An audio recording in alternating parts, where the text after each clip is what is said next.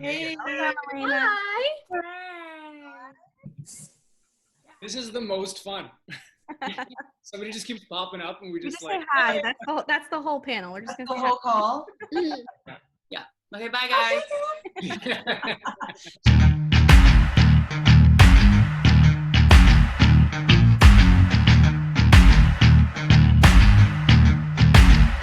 Hello, everyone. Welcome to the 100 Roundtable, brought to you by Fandomize.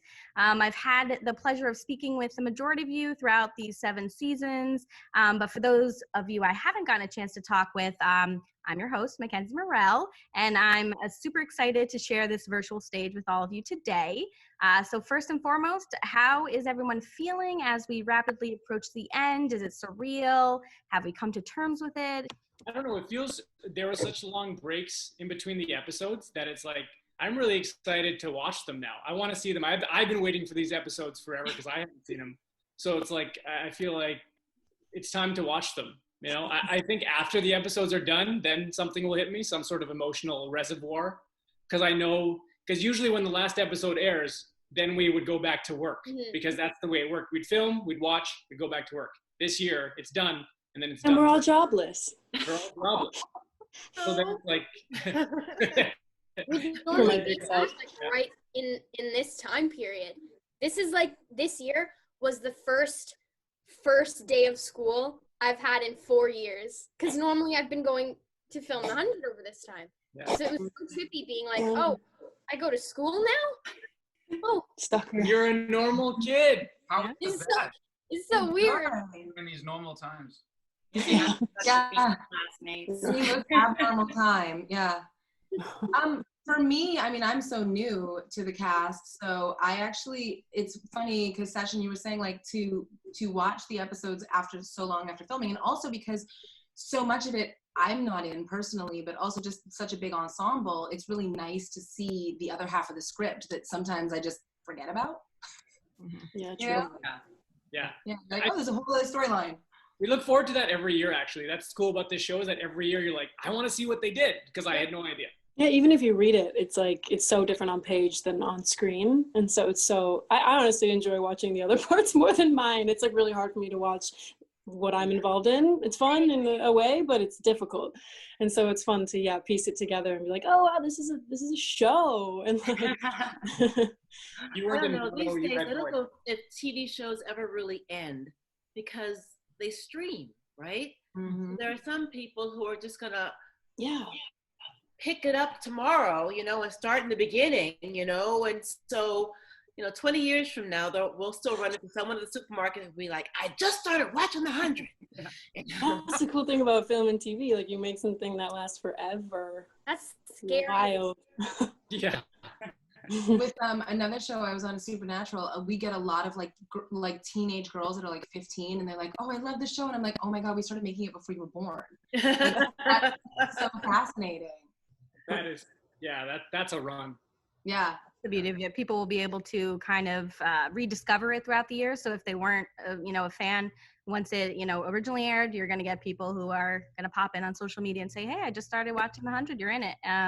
So that's kind of fun that it's going to be everlasting. We're forever young. Yes. Yeah. I'd like to see that. And some of you guys are familiar with my signature donut question. Normally I ask, based on your personality, what type of donut would you be? We're going to switch it up since, a couple of you have already answered that question. But basically, if you were to make a pizza pie, what kind of toppings would you on it based on your personality? Our personality or a character? Shannon's going to say pineapple. Let's do characters first. Let's keep it the 100. Wait, characters? Character-wise, yes. Well, I'd have to have ground beef on mine, right? And you have to wonder if it's beef or squirrel or... Squirrel. Any kind of Jellyfish for hope. Jellyfish. Jellyfish pizza? Yeah. Maybe. If you know, you know. I think Nikki's an anchovy person. What? Nikki's an anchovy person. Probably have like spinach and some trippy mushrooms.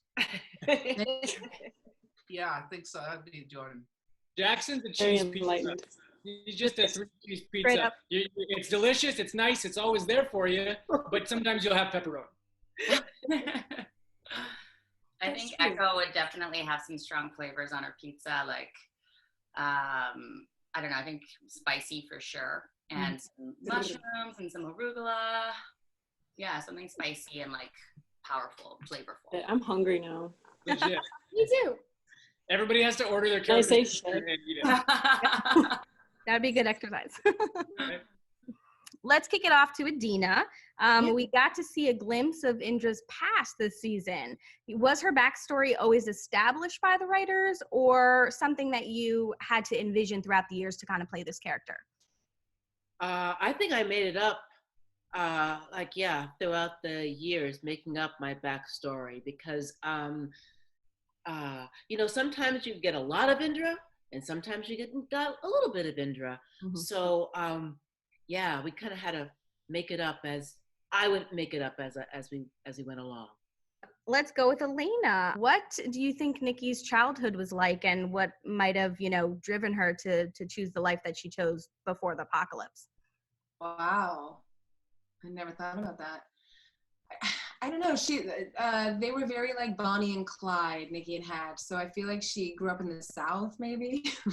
Single mom, bandit. Yeah, I think she's definitely like something tumultuous. Either that, or she's like this rich kid who just was like, screw it. I'm gonna buck the system. Well, that's so cool when you first meet a character to like watch, because the person has to invent that first before you get the backstory, because a lot of times you don't get that. I remember with Adina, we remember that scene where we were in the tunnel with Octavia and we left her alone. At the end of this was like season 2 or 3 or something like that. Okay. Anyway, a grounder had died, and you automatically made that person mean something, and your reaction to that person's death, he was an extra. He was somebody that died. But apparently there was something extra that you added to it, and it was just, you made it seem like you knew him, and the scene like was so uplifted just by somebody creating something there on the moment, and it was just like, man, that's good shit.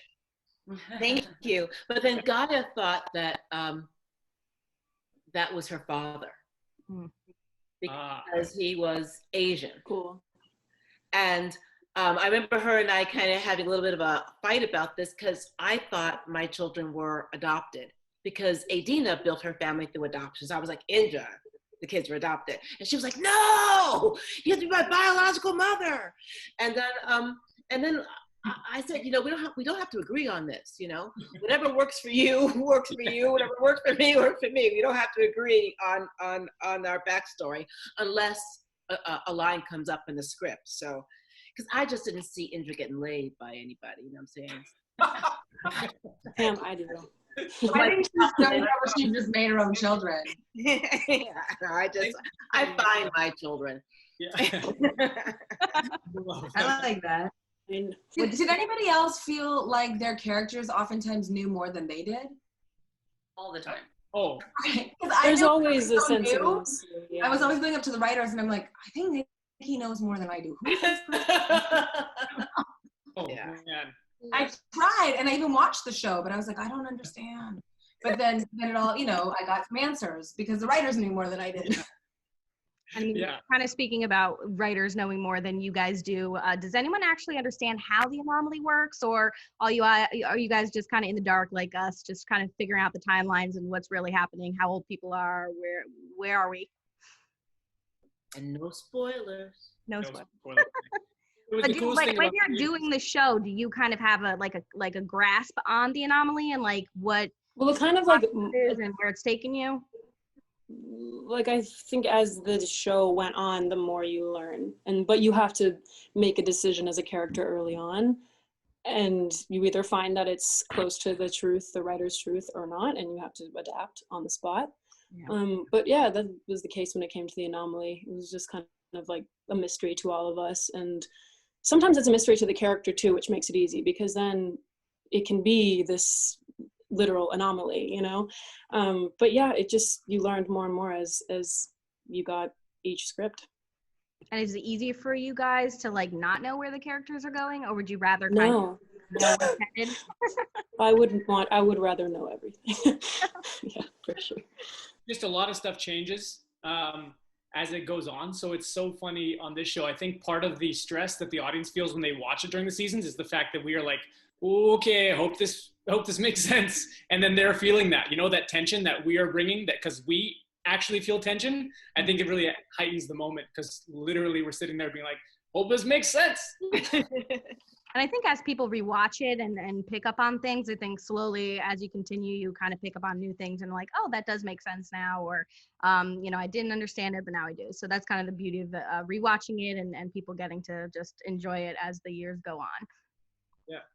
And luckily, the things that make sense are, to us at least in the moment, is the lines that you're saying and why you're saying, like who you're saying it to.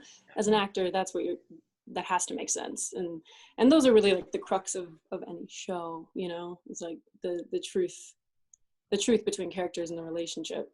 There's an interesting question I had at some point during the series where, when Bellamy's storyline, when we all kind of were back in Bordeaux, the group of us, we had been on Skyring or Penance, whatever you want to call it, for 5 years. But he was in a different time dilation. And so the span of time that he felt us being apart was a lot shorter than what Echo was going through, because she spent 5 years of her life, you know, preparing to go save him. And for him, I think it had only been like a few months, you know, so like there was a bigger weight to her, you know, to her heartbreak because of that. But yeah, I remember calling the writers and being like, so you could feel that. What's going on? What? Feel that when you killed that guy, because you know, when you found out, that you could feel that 100%. Yeah. And those are the moments that are like, oh, this is heightened. This is beautiful. What is that? I mean, beautiful as you can be on this show when you're doing something like that, but it's just, you saw her pain. And I think, you know, those moments are important to know what time dilation you're in.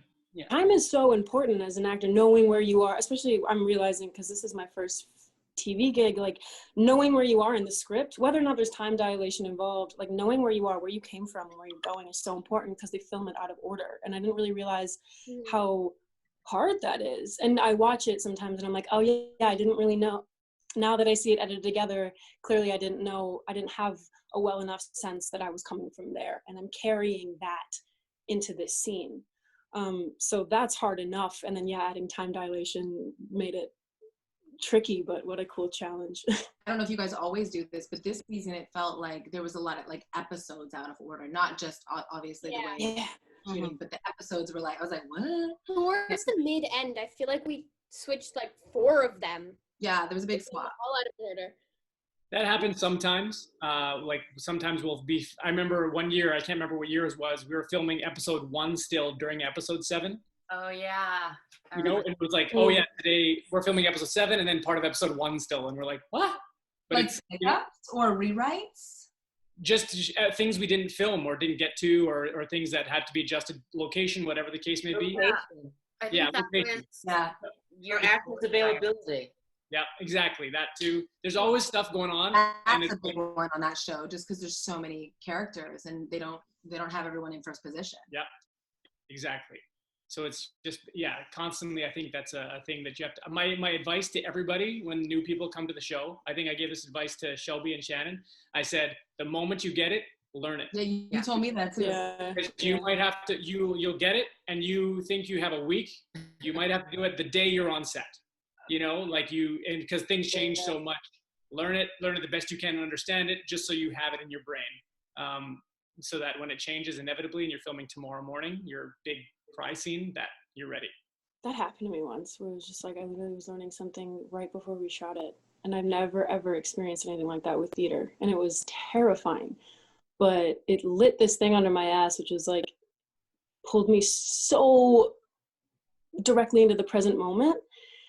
It was like, whoa, like here we are, like this is fresh language, literally for me as an actor. Usually I learn something so like months and months before I do it. And it's just like, I learned it 20 minutes before once. And it was just like, this is mental. But and again, it's cool. It's like like you said, you're learning, it's a process that you have to go through. That's like, okay, I got to bust this out now. I just did this, let's do it. And then I think that brings an energy to it. There's something special about it. Yeah.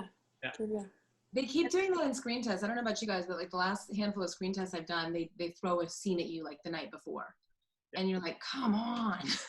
Bastards. That's exactly why, right? Is there, you've got to be ready for it. It's a test.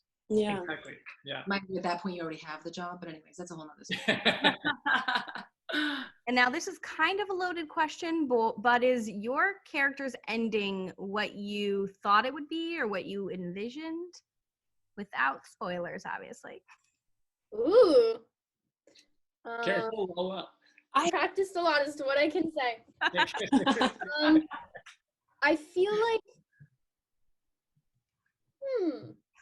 as this season, like when I first came into the show, it wouldn't have been what I expected. I mean, who could expect all the different seasons coming together? But this season, I feel like I did, in a sense.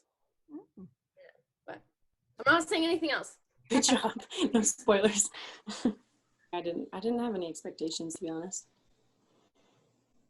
My answer is actually almost the same as Lola's, which is like, when I first joined, I definitely wouldn't have expected the ending for Echo that happened. But now, as we were filming throughout the season and stuff like that, like it all makes perfect sense. Yeah. Mm-hmm.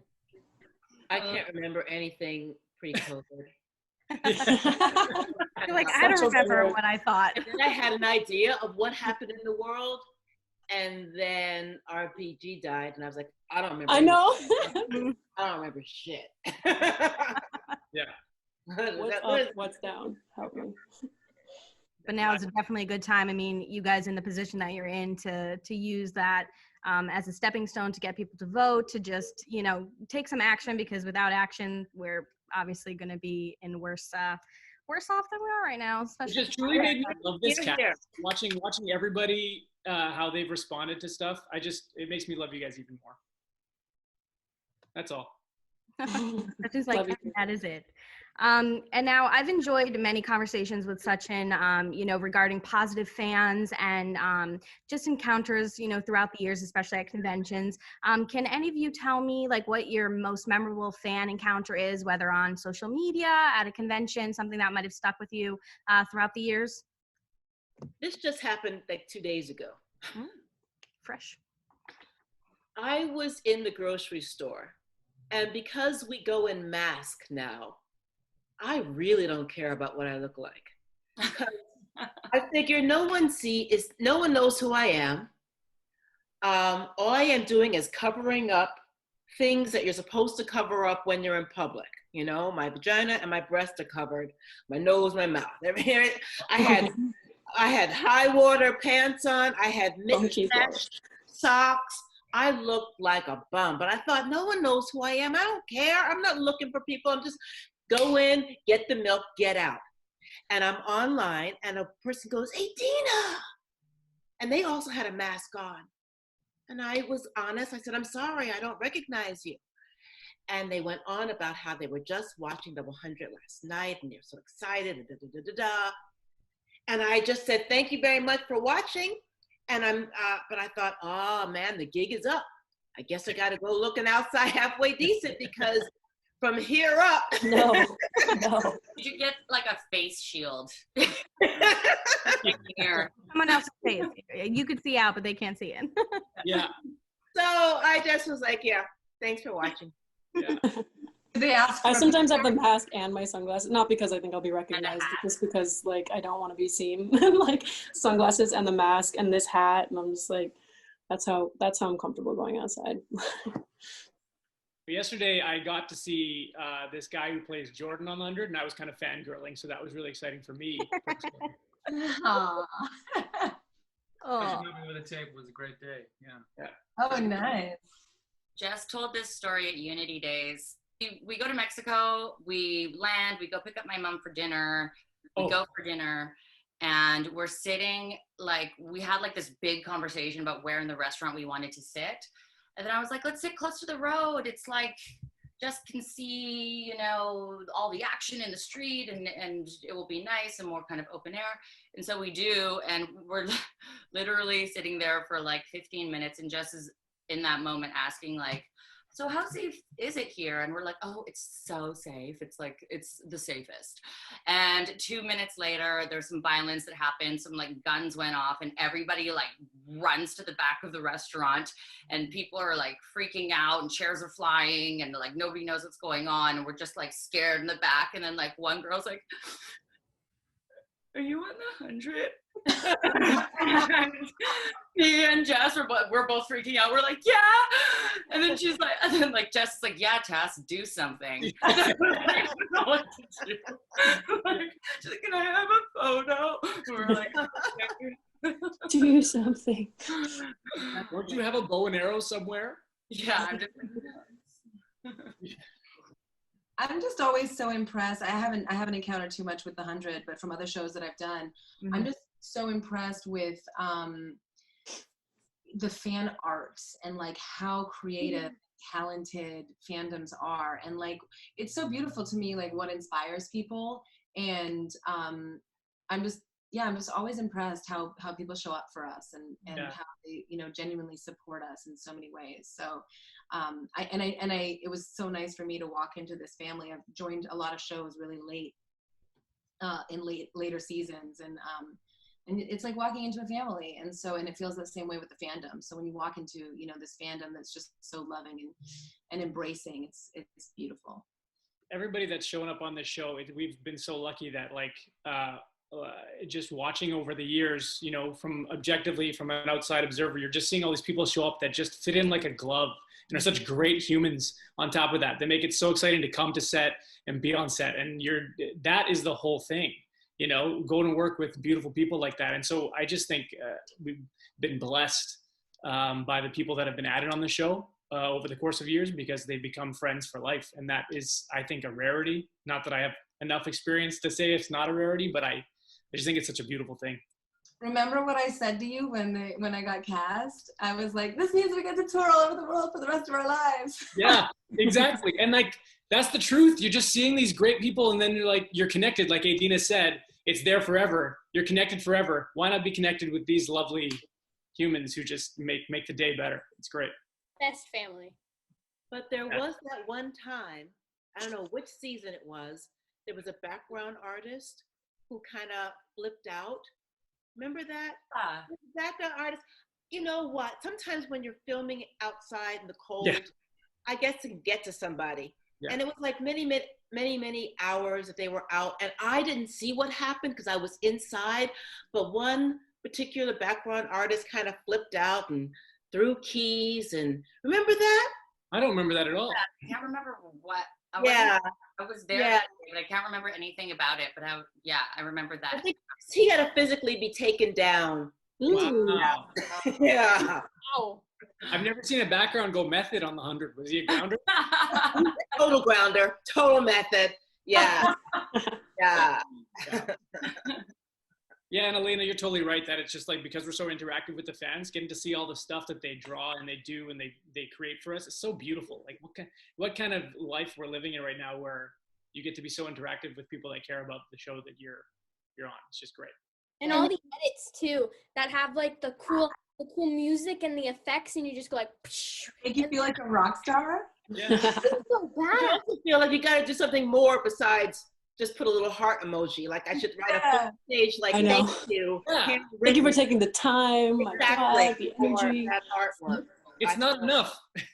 That's really what, like, you asked for, like, a wild fan interaction. For me, that's like every interaction at this point, because it's like so new to me. So every time someone takes the time to like even just write my name in a sentence, I'm like, oh my God, like I don't even know what I mean. I just try and be as genuine as possible and just tell them how I feel, which is thank you, my God. But yeah, it's sometimes overwhelming, but for the most part, just really, really endearing and heartwarming.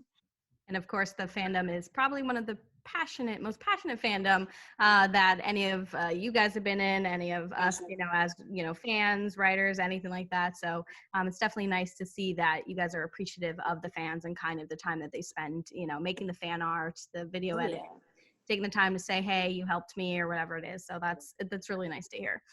Yeah, like I didn't watch all the Emmys yesterday because it was, homeschooling. I'm just going to say everything is homeschooling.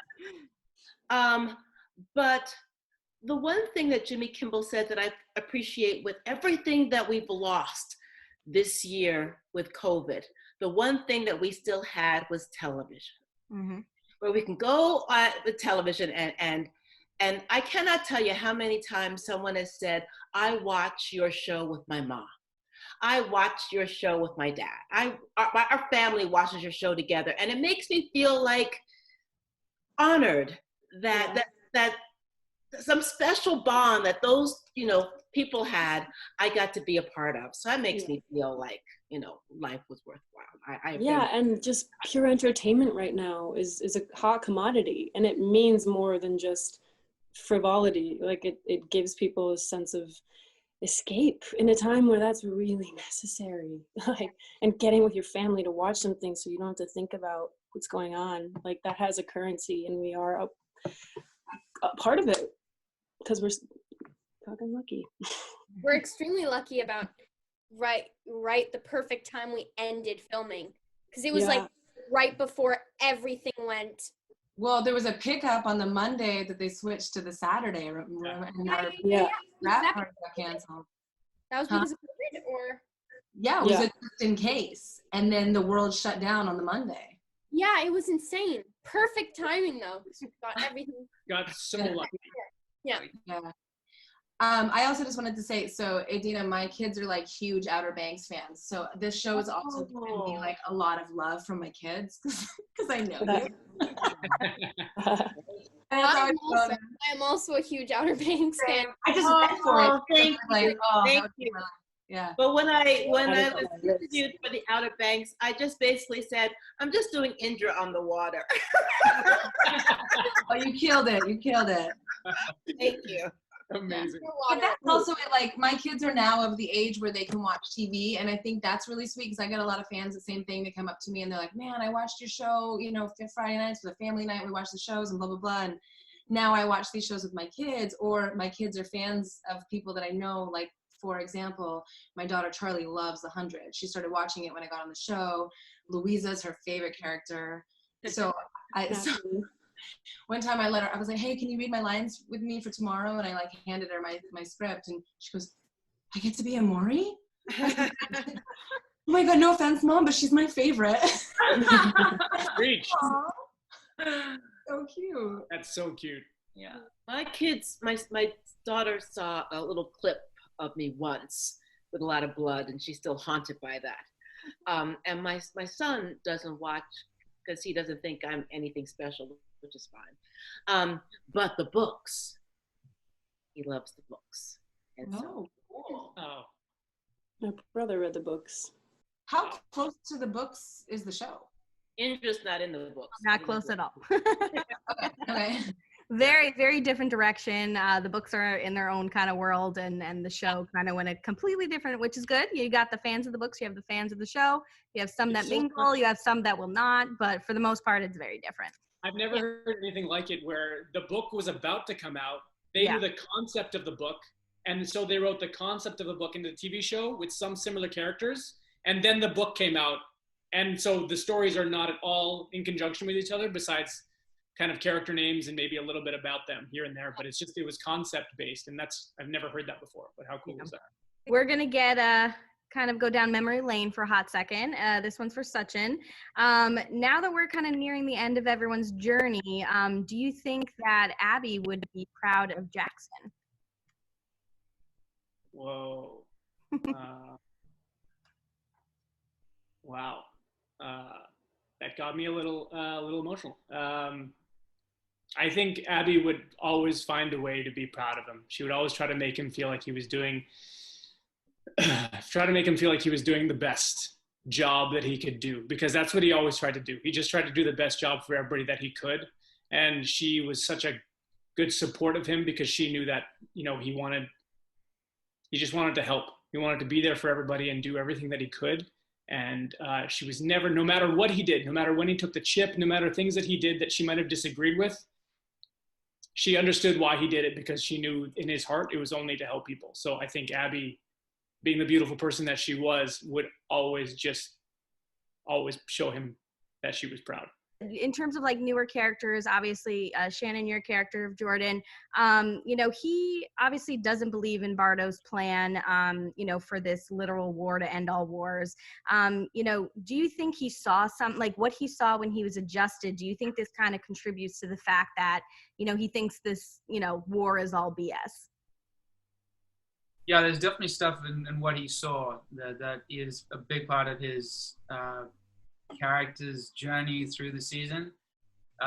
Even the initial storyline that we had before, it was also very related to what he'd seen in that vision. But yeah, actually, I guess at the end of season 5, he kills Trey. Mm-hmm. Trey attacks him and has him against the wall, and he's got his neck. And Jordan, I think he slits his throat. And then on the day, Trey we cut the whole scene. It was a big scene. It got cut. Trey stuck around, and then he ended up becoming a recurring and then a very interesting character through season 7. Mm-hmm. Yeah, 7. But yeah, there was a lot to do with the red sun toxin, and we'll find out more. And now kind of keep it with the new characters, Shelby, in terms of Hope, unlike some of the other characters, we really got to see kind of the meat of, Hope's childhood, where she came from, what motivates her. Was it easier or harder to kind of have all of that thrown at the audience, like to play that character and knowing that some characters haven't been exposed with their backstories and stuff? Like, was it easier to play or harder? Easier. Yes, definitely easier. I mean, just because it answered my own questions that you have to fill no matter whether or not you have it in script or not. And to have the context of my upbringing colored and justified the things that I was doing in the present. And so, yeah, definitely easier. This one's for Tasya. Your character has come a long way. Would you say that Echo has figured out who she is, or is there still work to be done? Oh, that's interesting. I definitely feel like there is still work to be done. I mean, I think it's interesting, like I got to explore this idea of like identity and how we perceive ourselves and how we shape our identities and the stories that we tell ourselves. And she's always been looking for a safe place. She's always been looking for a family, and she will defend the family and fight for, a way of staying safe or in safety, to her death. But she usually does that by being someone's right hand. Like that's how she's learned. Now that, she's on her own without Bellamy and she has the rest of the family, there's definitely like another evolution, I think, that would continue for her. Yeah. And now, do you think if the show ended right now, where we're at on the current episode, do you think she'd want to be called Ash or stick with Echo? I think Ash. I think there was a reclamation of her identity, and we saw that when she was talking to Niylah. She was like, "My name is Ash," and I love that. Her name is Ash, like the idea of being reborn and coming out of the flames or Phoenix or what have you. But rebirth is, it's really beautiful. That's cool. All right, this one's for Lola. Do you think that Maddie's anger is validated by Clark not, allowing her to have a normal life, in terms of her childhood and being able to fight for her friends that are still back at Sanctum? I feel like I understand. I mean, it must have been really hard for her because, her whole childhood, Valley, never really, got to properly happen. Mm-hmm. And as soon as she finally got that little chunk of innocence and just happiness, it all got torn away. So I feel like it's understandable. Both sides obviously doing their best, what they feel is right. So, I feel like I can understand. She's been through a lot, Maddie.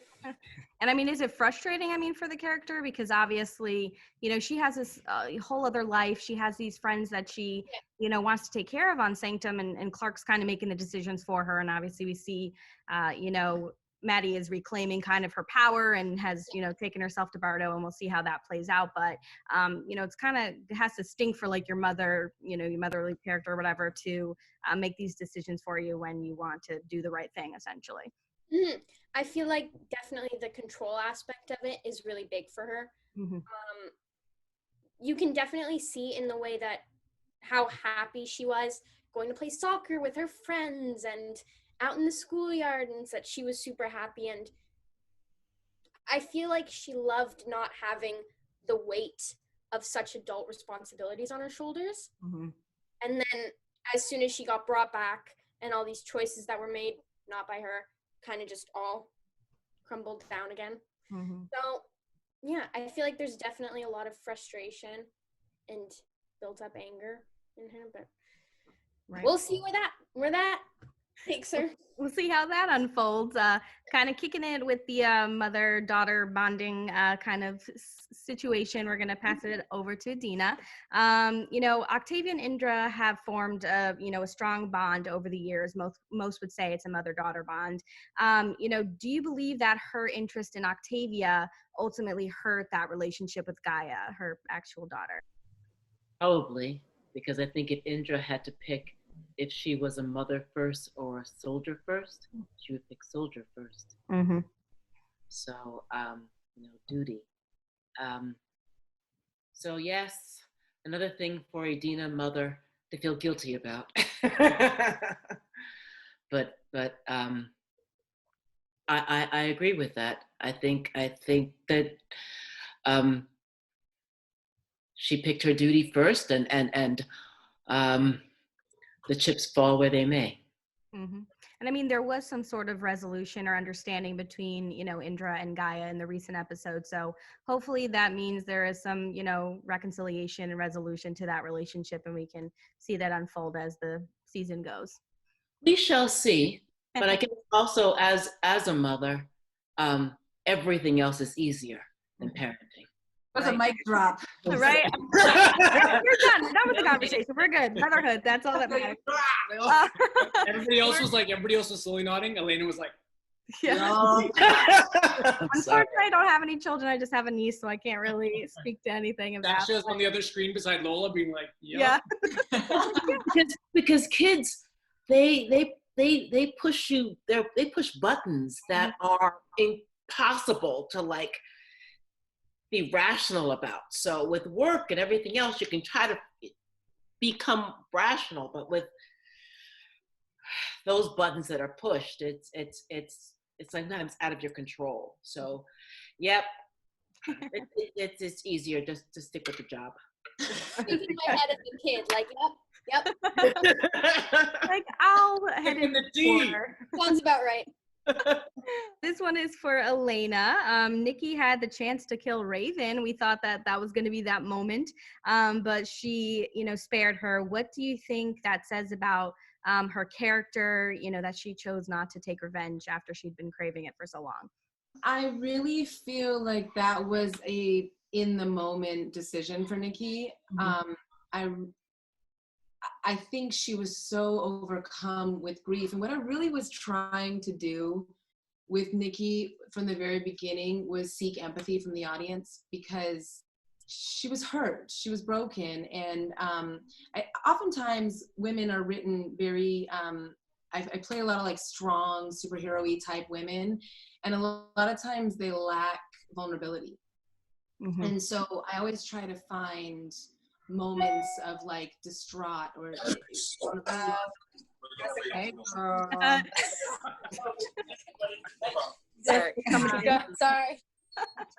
sorry. Literally on a text survey right now. Hi guys. Yeah. Hey, Other people good for you. You're making it happen, girl. yeah, it is. Second movie directing in COVID, Fantastic. But when you do something and hire all of us? yeah, right. Yes, please. I'll think about it. We'll see. Send your audition. This group, good. Send in a tape. And Jessica, since you're here, I'm going to just ask you a quick question. That way you can do what you have to do. Has playing Niylah taught you anything about yourself throughout the years? Boom. No. Yeah. So, I always say the same thing to that or like similar questions. Oh my God, I'm so sorry. It's like a disaster everywhere I go. That she was someone that was she just like really, I think I'm a supportive person in my real life of friends and family, but she supported to the bitter end and was so loyal. And I feel like I didn't necessarily catch that when I first started playing her, and fans brought that to my attention and were like, we just love how fiercely loyal. I was like, oh yeah, I guess she kind of is. And I think that for me was something that I tried to, and she just had a positive outlook about like everything that was happening, and she was always able to spin it. I don't share that at all. I have a very negative outlook on a lot of things. So for me, it was kind of trying to take some of that element of her into my own life. It's like, no, you should just try to see the best of any scenario that you're in and make the best out of whatever you land in and support the people around you. So that I took that from her a little bit. Nice. Just a smidge. Not crazy. Well, that's a good thing to take away, and we do appreciate you popping in because we know that you are a very busy woman over there. Oh, I think she might be frozen, maybe. Okay, so then Alaina, you were yes, saying. Alaina was in the middle of her question. Oh, sorry about that. Yeah. Because I jumped right in. You guys, I have to pee. I'm so sorry. Like 30 seconds. For it. Urinate. Didn't you say this would happen? You're like, she's gonna like jump in the middle. Yeah, I'll do it. If I know Jess, this is the pop in, and it's what we wait for. Yeah, no, I was just saying, I think that decision to spare Raven's life speaks to Nikki's overall character. And I feel like, for me, I'm bummed the show ended because I feel like I found a nice home there, and I feel like Nikki has too. And I feel like it could come full circle where she sort of gets inducted into the team in a sense. But no, I just feel like overall that's her character ultimately, and she was just really, really hurt. And it was a matter of, I think once it was presented to her, she ultimately it's not within her character. Yeah. It's cool because it's definitely rose above, and that's ability to show. That speaks more to her character. Yeah. I think you have to, so I play a lot of bad guys too, and the bad guys are really fun, but if they're not layered, they can become very boring, which is why I think a lot of times, the villains of the week kind of dissipate so easily. We've got to find those layers to engage their human qualities. Mm-hmm. Yeah. And as we start winding down, we know that Tasya is notorious for hoarding props from the set.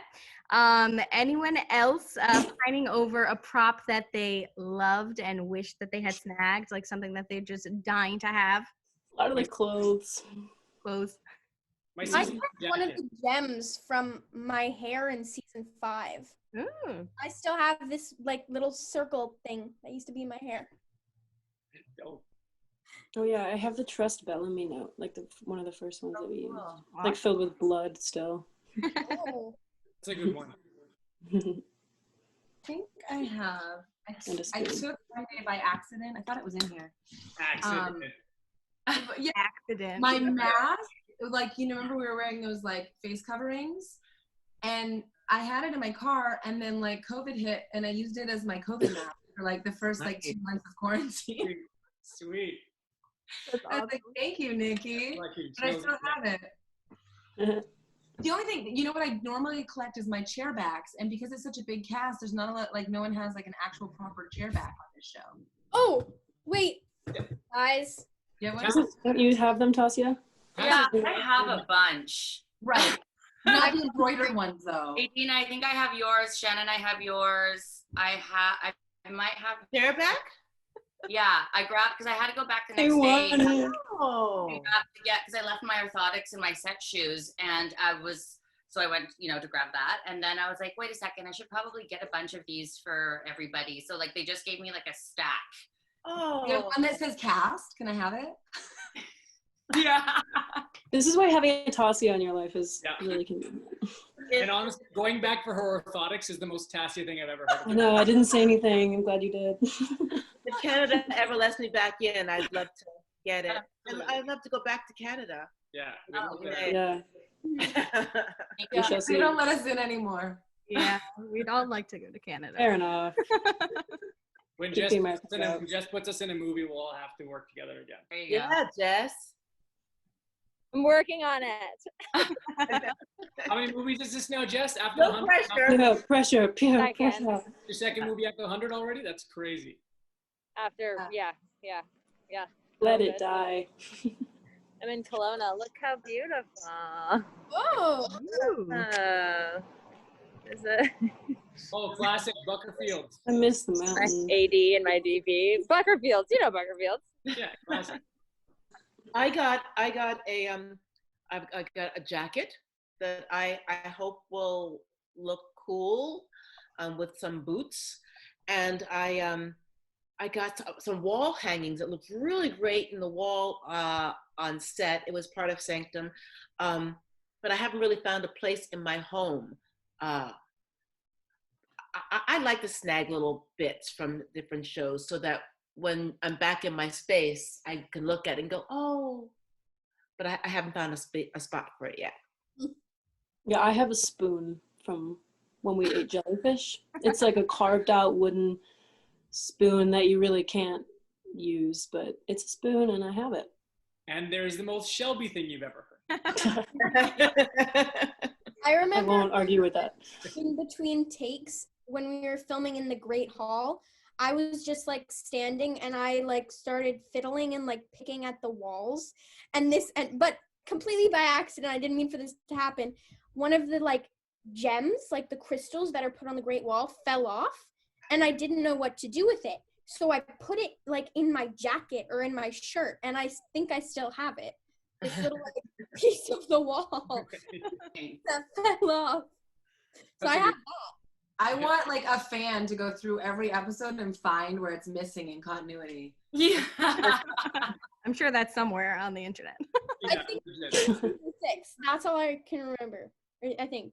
I'm sure it was. And now, what's something that you wish you could have done on the show? Anybody can answer this question. I know. What? I wish that on Jess's episode, when I had to be like flung up into the air with the cool harness, I wish she could have done that more. That was super. That looked fun.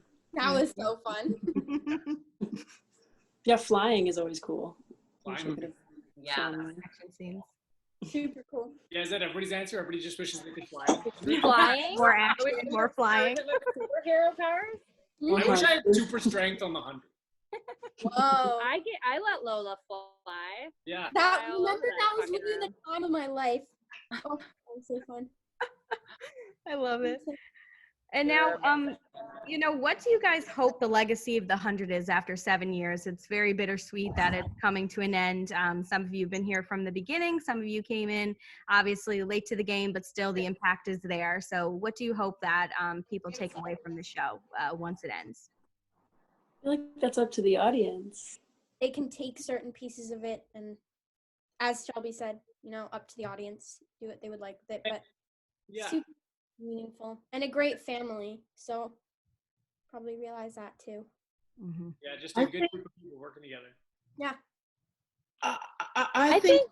Oh, Sorry, go ahead, Adina. After the awakening, I think, or some parts of our country will call it a riot or something. I think that you can look at some television shows and they're not going to age well. You're going to look at them, you're going to go, damn, this is all white. I didn't realize, I love this show, but I didn't realize how white it was. Yeah. And I don't think that's going to be with the 100. I know it's not going to be with the 100. Yeah. So I think that the 100, you can look at it and you can relax in that I can enjoy this show and not have to feel like, oh, let me turn it off because it's not representative of the world. Just the opposite. So that you can just relax and enjoy the story and enjoy all the characters. And then as a second thought, you go, oh wow, look at how diverse the characters are. And I didn't, it's not on purpose. So I think that's going to be the legacy. It's going to be something that will age well. And the fact that everyone can take something away from it because everyone can see themselves in it. Yeah. Full stop. I always said that everybody on this show has done something that somebody else doesn't like. So whatever character you identify with is representing what you care about, things you possibly like, the things you go with, because everybody's done something wrong. So you can say, I dislike this character or I love this character, but then you sit there and you wonder why.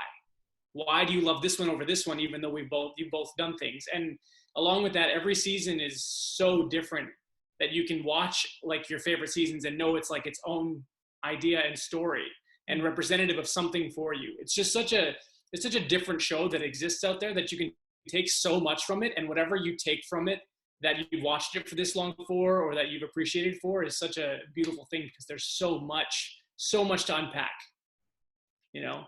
And that was always so cool. I mean, different people will take away different things from the endings, of course, but I guess, I mean, I hope that they take away what they had watching the show, you know, who they watched it with, the relationships that people have gotten into. Some have got married, some have formed relationships overseas and then gone to travel and do different things and had different insights watching the show for some and some for not. There's been an emotional roller coaster for some and for many, but the ending will be the ending. But I think it's more important what they had while they were with it for 7 seasons. Mm-hmm. I think it's perfectly said. Yeah. It's been a ride, and I think that it's definitely subjective in terms of the ending, whatever that may be. People are going to love it. People are going to hate it, I'm sure. But in the end, we've been on this journey for 7 years, and you loved something about it throughout. So I just think it's going to be very interesting and kind of weird to not cover the 100 anymore. So I do appreciate you guys being with me here today. It's been a pleasure. I guess just to kind of leave it, any message to the fans? Thank you. Well, Thank yeah, you. thank For you. embracing me. Thank you. Opening us. Thank you. I don't think I'd ever imagined 7 years ago I could tell Sachin that he'd be here talking with all these people he's watched, revered, and then new people that he's enjoyed over the course of time. It's just such a surreal moment for me, and make new friends and also be on a show that people loved and talked about. And Hey, Jess, Yeah. did you plan that? Okay. Which one? You had 100 behind you. oh, Perfect way to end it. Look at Harmon coming in. Look at this. I didn't mean to do this, and I'm brilliant. Imagine if she did. I'm gonna do it too. That's why she was There, you late. get in there. What do you got? Oh, there she goes. Got it right there. There we go. Ah, very nice. Oh. Oh, it's True Blood. So Like good. Well, 100. Yeah, No, all I saw a was lot of True Blood. 100. You promoted Yes. True Blood. Those are all my DVDs. Well, yes, it has been awesome talking with you guys over the years. I cannot wait to see how everything ends, and I'm sure I will be following each and every one of you on your new projects. And I just appreciate the time that you guys spent with me and just the fans in general, and I will follow you guys wherever you go. Thanks, Mackenzie. thank you. You're welcome. Appreciate you. Can't wait to see how it ends, okay? I miss you guys. Miss you guys so much. I miss you too. I love you all. I miss not knowing I'm going to see you soon, but I know. we'll see you on the other side of all of this. May we right? meet again. May we meet again? Yeah. Go vote. Meet again. And vote. Vote. Yes. And Everybody vote. Dear Yes. God. Dear I God. mean, for the We need love all of the help God. we can get. Justin. Please. May we vote Please again? vote. May we Please vote vote again. again. Love it. Hashtag. Seriously. Bye, y'all. All right. Bye, guys. Thank you again. Love you guys. Bye. Thanks, Kenzie.